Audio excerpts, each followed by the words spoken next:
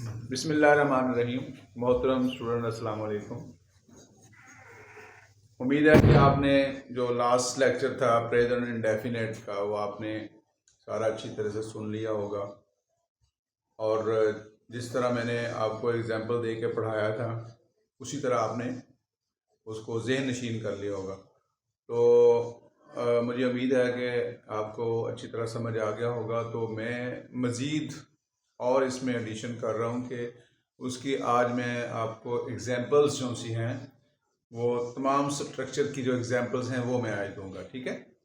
जैसे affirmative sentences की examples दूंगा, उसके बाद नेगेटिव सेंटेंसेस की एग्जांपल्स होंगी, फिर इंट्रोगेटिव सेंटेंसेस की एग्जांपल होंगी, इंफॉर्मेटिव सेंटेंसेस की एग्जांपल्स होंगी, और उसके बाद डबल इंट्रोगेटिव सेंटेंसेस की एग्जांपल्स होंगी, ठीक है।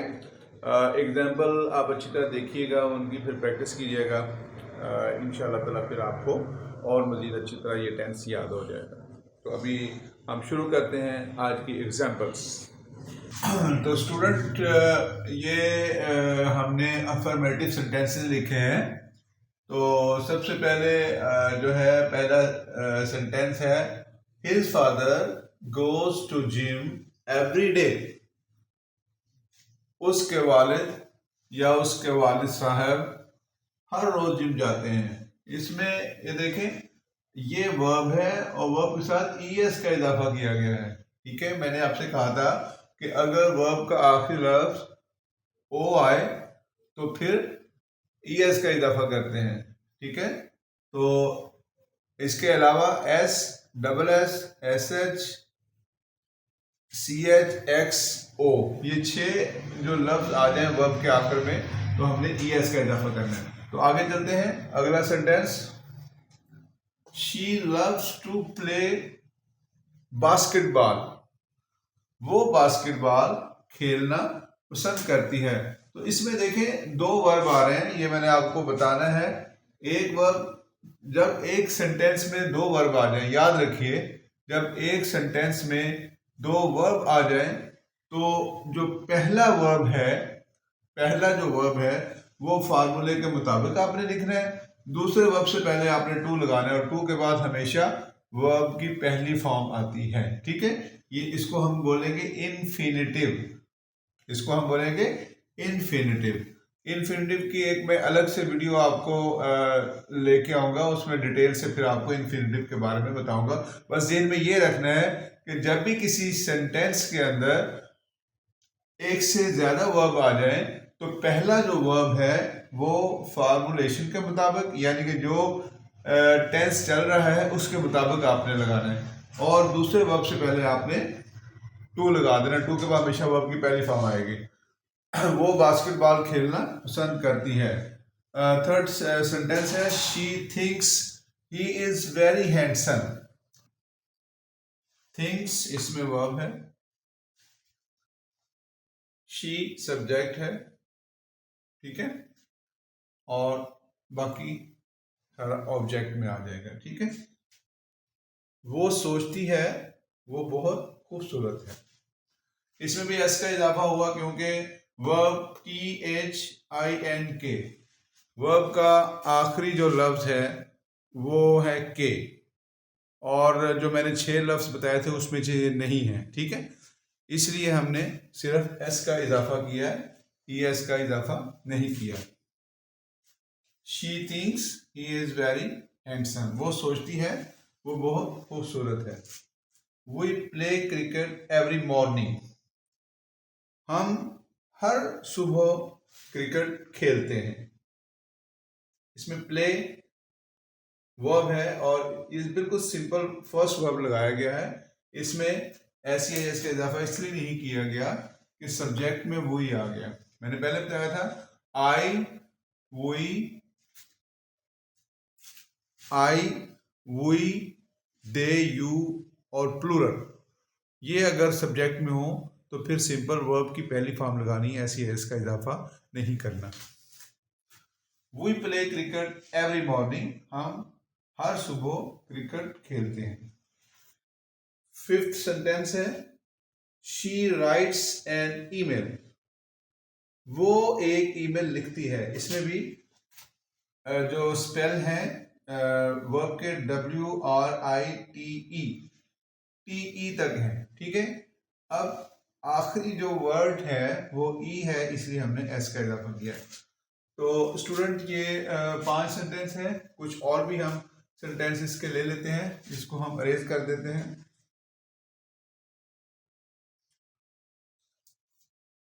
जी स्टूडेंट, नेक्स्ट जो सेंटेंसेस हैं वो मैंने और लिखे हैं। नंबर 6 पे, you talk too much. You talk too much, तुम बहुत ज्यादा बोलते हो।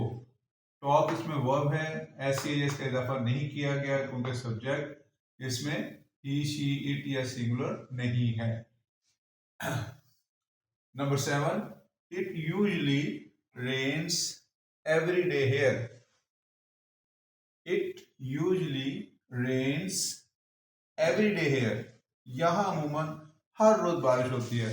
तो स्टूडेंट इसमें ये यूजली जो इस्तेमाल किया गया है, मैंने आपके जहन में ये चीज़ आ रही होगी कि सर ने पिछले लेसन में बताया था कि सब्जेक्ट के बाद वर्ब आता है। तो ये यूजली जो है ये वर्ब नहीं है, वर्ब रेन है। वर्ब है क्या है? रेन। और रेन के साथ हमने एस का इजाफा किया है क्योंकि आखिर में एन आ गया है, इसलिए हमने एस का इजाफा किया है। यूजली जो है वो एक एडवर्ब है, और जो ये एडवर्ब है ये कहीं भी फिक्रे में जो तर्जमे की मुनासबत से हम इस्तेमाल कर सकते हैं। एडवर्ब का मतलब है कि वो वर्ब में मज़ीद मालूमात देता है। एडवर्ब वर्ब के बारे में मज़ीद मालूमात देता है, उसको एडवर्ब कहते हैं, ठीक है। तो जो एडवर्ब है वो फिक्रे में कहीं भी आप लगा सकते हैं, शुरू में भी लगा सकते हैं और आखिर में भी लगा सकते हैं। एडवर्ब के बारे में मैं मज़ीद एक वीडियो आपके लिए लेके आऊँगा ताकि आपको एडवर्ब के बारे में अच्छी तरह मालूम हो सके। तो यहाँ पर जो यूजली है वो एज ए एडवर्ब इस्तेमाल हुआ है, ठीक है। Number 8, his father always washes the car. His father always washes the car. उसके वालिद हमेशा कार साफ करते हैं, यानी कि कार जो साफ करते हैं उसके वालिद ही करते हैं, घर में हमेशा वही कार साफ करते हैं।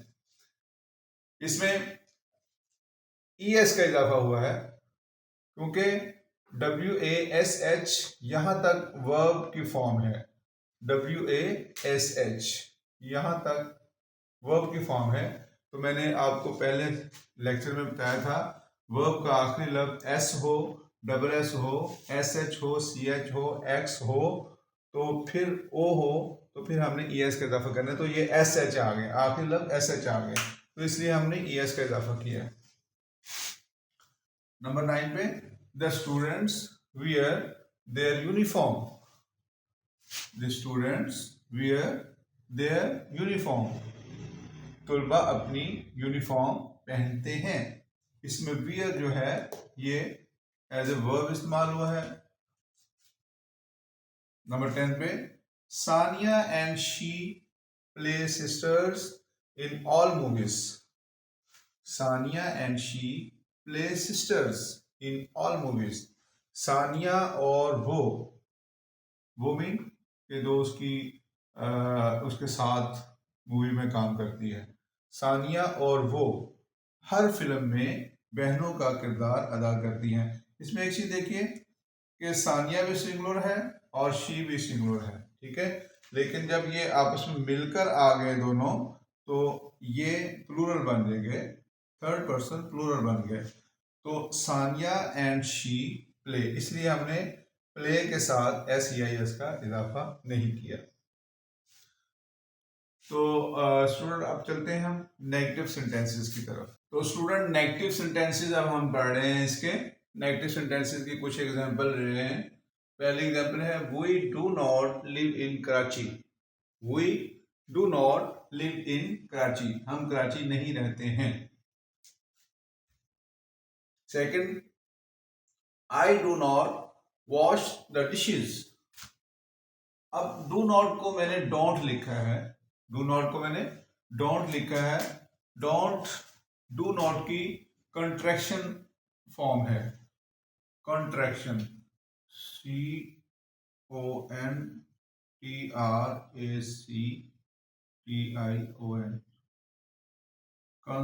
कॉन्ट्रैक्शंस, ठीक है। कंट्रैक्शन का मतलब होता है सुकड़ना। तो डू नॉट को हमने स्केट दिया है, कम कर दिया है, तो ये बन गया है डोंट। तो डू नॉट को आप डोंट भी पढ़ सकते हैं और लिखने में इस तरह लिखेंगे, ये अपोस्ट्रोफ डाल के बाद में आगे टी डालना है, ठीक है।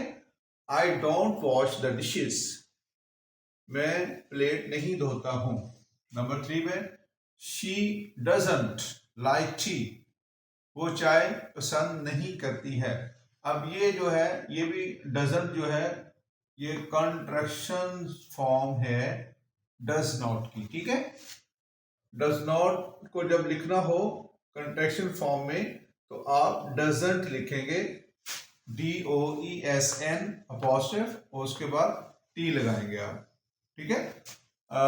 डू नॉट की कॉन्ट्रैक्शन फॉर्म जो है वो डोंट है, और डज नॉट की जो कॉन्ट्रैक्शन फॉर्म है वो डजंट है, ठीक है। नंबर 4 पे he does not get up early every day, वो हर रोज जल्दी नहीं उठता है। अब देखें इन सेंटेंसेस में किसी भी वर्ब के साथ SEIS का इजाफा नहीं किया गया। क्यों कि नेगेटिव सेंटेंस में आपने SEIS का इजाफा नहीं करना है। He does not get up early every day, वो हर रोज जल्दी नहीं उठता है।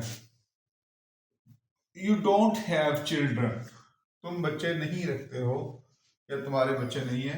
चिल्ड्रन के साथ कभी भी आपने S नहीं लगाना, ये प्लूरल ही होता है, चिल्ड्रन प्लूरल ही होता है, ठीक है। अगर S लगाएंगे तो ये गलत हो जाएगा।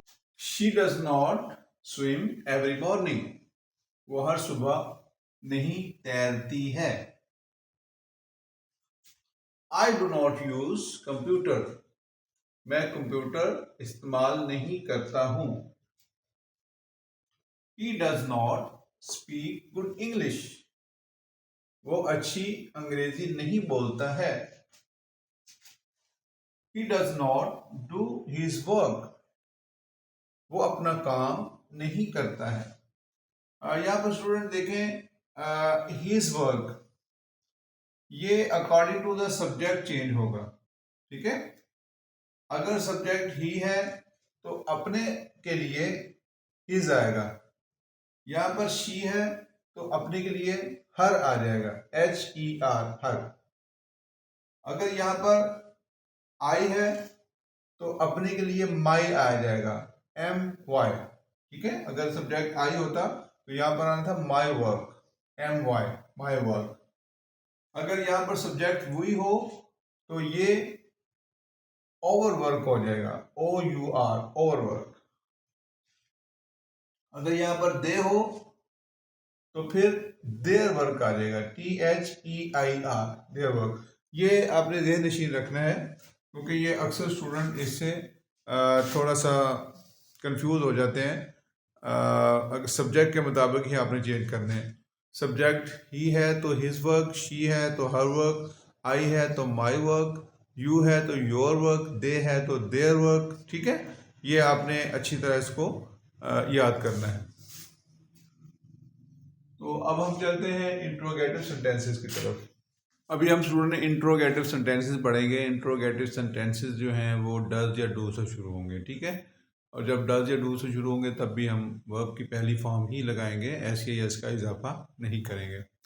मैंने आपको हेल्पिंग वर्ब बताए थे पहले, 15 मेन हेल्पिंग वर्ब बताए थे कि यही है वह हेल्पिंग वर्ब कौन से हैं हम सेंटेंसेस के अंदर इस्तेमाल करेंगे।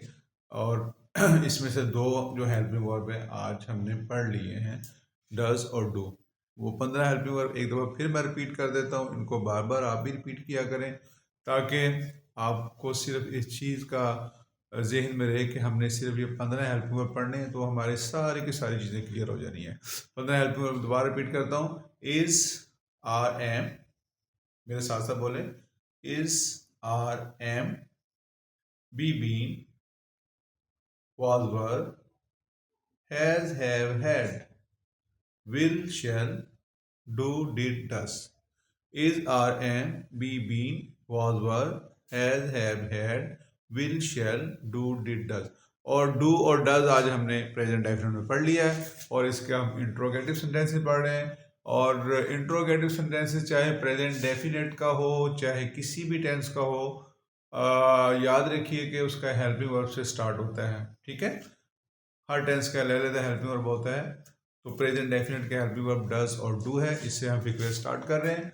और उर्दू के फिक्रों के शुरू में क्या का लफ्ज आएगा, क्या क्या क्या क्या। ठीक है, डू दे कर विद ईच अदर्स, क्या वो आपस में झगड़ते हैं। कर इसमें वर्ब के तौर पर इस्तेमाल हुआ है। Does she gain something from here, क्या वो यहां से कुछ हासिल करती है। डू यू गैम्बल, क्या तुम जुआ खेलते हो। डू यू गैम्बल, गैम्बल जुआ खेलना। ठीक है, डू यू गैम्बल, क्या तुम जुआ खेलते हो। Does teacher gather students in the ground, क्या उस्ताद साहब तुलबा को मैदान में इकट्ठे करते हैं। इकट्ठा करते हैं या इकट्ठे करते हैं। ठीक है, अब यहां पर उर्दू में लिखा है उस्ताद साहब और यहाँ पर साहब का लफ्ज कहीं नहीं है। ठीक है, लेकिन ये एहतरामन हम उस्ताद के साथ साहब लगाते हैं। ठीक है, तो आखिर में हैं का लफ्ज इस्तेमाल करते हैं, करता है नहीं हम लिखेंगे करते हैं। अदब और एहतराम बहुत जरूरी है। ठीक है, क्या उस्ताद साहब तुलबा को मैदान में इकट्ठे करते हैं। Does teacher gather students in the ground. Do you hate them, क्या तुम उनसे नफरत करते हो। हेट नफरत करना। ठीक है, आगे चलते हैं। Does Aslam import rice from China, क्या असलम चीन से चावल दरामद करता है। इंपोर्ट दरामद, कोई चीज बाहर से मंगवानी हो तो वो दरामद होती है, उसको इंपोर्ट कहते हैं। कोई चीज बाहर भेजनी हो वो बरामद होती है, उसको एक्सपोर्ट कहते हैं। डू यू लाइक हर, क्या तुम उसे पसंद करते हो। Does she make a noise, क्या वो शोर करती है। Does she make a noise, क्या वो शोर करती है। मेक अ नॉइज शोर करना। Do you collect postage stamps, क्या तुम डाक के टिकट जमा करते हो। पोस्टेज स्टैम्प्स डाक के टिकट, कलेक्ट जमा करना। डू हेल्पिंग वर्ब है और यू इसमें सब्जेक्ट है। डज इट रेन आउटसाइड, क्या बाहर बारिश होती है। डज इसमें हेल्पिंग वर्ब है, इट इसमें सब्जेक्ट है, रेन वर्ब है, आउटसाइड इसमें ऑब्जेक्ट है। तो इंट्रोगेटिव सेंटेंसेस स्टूडेंट्स हमने पढ़ लिए। अब डबल इंट्रोगेटिव की तरफ चलते हैं। डबल इंट्रोगेटिव में आपने परेशान नहीं होना। डबल इंट्रोगेटिव बहुत ही सिंपल है। जिस तरह आपने इंट्रोगेटिव सेंटेंसेस बनाए कि सेंटेंसेस को आपने डू या डज से शुरू किया, इसी तरह आपने डबल इंट्रोगेटिव में ज़्यादातर WH फैमिली आती है, उसमें सवाल होता है और सवाल का फिर जवाब भी देना पड़ता है। तो इसमें आपने WH फैमिली को लगाना है। ठीक है, इसके कुछ सेंटेंसेस इस तरह हैं, मैं आपको दिखा देता हूँ। Why do you not believe him? देखिए ये WH फैमिली स्टार्ट में आ गई है, उसी तरह जो इंट्रोगेटिव सेंटेंसेस थे उसी तरह आपने उसका तर्जुमा करना है, यानी कि ये डू और उसके बाद सब्जेक्ट। और जब इंट्रोगेटिव भी हो और नफी भी हो, नेगेटिव भी हो, इंट्रोगेटिव और नेगेटिव दोनों हो, तो याद रखें हमेशा आपने सब्जेक्ट के बाद ही नोट लगाना है। ठीक है, ये इसकी तरतीब आपने आगे पीछे नहीं करनी। Why do you not believe him, आप उसका यकीन क्यों नहीं करते हो। दूसरा sentence, when do you get up in the morning, आप सुबह कब उठते हो। आप सुबह कब उठते हो, इसमें व्हेन WH फैमिली है और आगे पूरा सेंटेंस आपके सामने है। वेयर डू यू लिव, तुम कहाँ रहते हो। वेयर डू यू लिव, तुम कहाँ रहते हो। व्हाट डज ही राइट, वो क्या लिखता है। इसमें स्टूडेंट मैं आपको बता दूं, अक्सर स्टूडेंट वर्ड में आगे थोड़े से कंफ्यूज हो जाते हैं। याद रखें, वर्ड का फार्मूलेशन एक याद रखें कि जो उर्दू के फिक्रे क्या से शुरू हों तो उसमें डज या डू शुरू में लगाना है। जो उर्दू के फिक्रात प्रेजेंट डेफिनेट के क्या से शुरू हो, क्या वो लिखता है, हम लिखेंगे डज ही राइट, क्या वो जाता है डज ही गो, क्या तुम पढ़ते हो डू यू स्टडी। ठीक है, तो जब क्या का लफ्ज फिक्रे के अंदर आए, जब क्या का लफ्ज फिक्रे के अंदर आए तो फिर फिक्रा वर्ड से शुरू करना है। जैसे हम कहते हैं क्या वो लिखता है, हम इसका ट्रांसलेट करेंगे डज ही राइट, क्या वो लिखता है। अगर फिक्रा ऐसे हो वो क्या लिखता है तो फिर आपने करना है व्हाट डज ही राइट। ठीक है, यानी कि जहन में एक चीज रखें कि जब क्या का लफ्ज फिक्रे के अंदर आए, सब्जेक्ट से फिक्रा शुरू हो, वो क्या लिखता है, तो इस सूरत में आपने व्हाट जो है वो फिक्रे के शुरू में लगाना है, डज या डू उसके बाद लगना है। ठीक है, तो ये फिक्रा जो सा है आपका सेंटेंस है number 4, what does he right, वो क्या लिखता है। ये देखें क्या का लफ्ज फिक्रे के अंदर आया है। ठीक है, बाकी सारे आप जितने भी इंट्रोगेटिव सेंटेंस देखें वो क्या से फिक्रे शुरू होते हैं। क्या वो जाता है, क्या वो खाता है, क्या वो पीता है, क्या तुम सोते हो, क्या तुम स्कूल जाते हो, क्या तुम उसका यकीन नहीं करते हो। तो क्या से फिक्रे शुरू हो रहे थे, लेकिन इसमें जो फिक्र शुरू है वो क्या लिखता है। क्या का लफ्ज अंदर आया था, जब भी क्या का लफ्ज अंदर आया तो स्टूडेंट याद रखना है कि आपने फिक्रा वर्ड से शुरू करना है। ठीक है, व्हाट डज ही राइट, वो क्या लिखता है।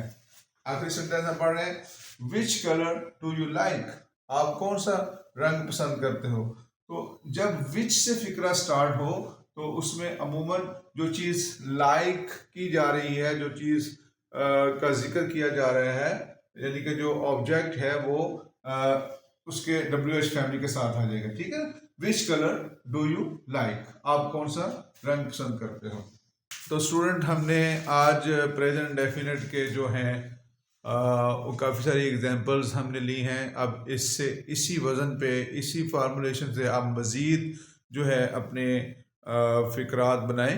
ठीक है, और किसी किस्म का अगर कोई मसला हो तो कमेंट्स में मुझे पूछें, इंशाल्लाह मैं आपकी हेल्प करूँगा। ठीक है, तो मिलते हैं नेक्स्ट वीडियो में इंशाल्लाह ताला। प्रेजेंट डेफिनेट हमने पढ़ लिया है, प्रेजेंट डेफिनेट की एग्जांपल्स भी हमने ले ली हैं, और नेक्स्ट जो मैं आपके लिए वीडियो लाऊंगा वो पास इंडेफिनेट की लेके आऊँगा। मैंने पहले भी बताया था कि पहले मैंने तीनों इंडेफिनेट क्लियर करने हैं। 3 इंडेफिनेट होते हैं, प्रेजेंट, पास्ट एंड फ्यूचर। ठीक है, प्रेजेंट हमने पढ़ लिया, अब हम पास्ट पढ़ेंगे, उसके बाद हम फ्यूचर पढ़ेंगे। ठीक है, तो इसी तरह पास्ट में भी हम जब पास्ट पढ़ लेंगे, पास्ट की भी मैं आपके सामने एग्जाम्पल की वीडियो लेके आऊँगा, ताकि जितने ज़्यादा एग्जाम्पल आपके सामने आएंगी उतना ही आपको अच्छी तरह ज़हन नशीन हो जाएगा। अगर आपको वीडियो अच्छी लगी है, अगर आपने कुछ इससे सीखा है तो इसको लाइक करें, और अपने जितने भी स्टूडेंट्स हैं उनको आगे शेयर करें इस वीडियो को, और सब्सक्राइब भी करें। मिलते हैं नेक्स्ट वीडियो में। अल्लाह हाफिज़।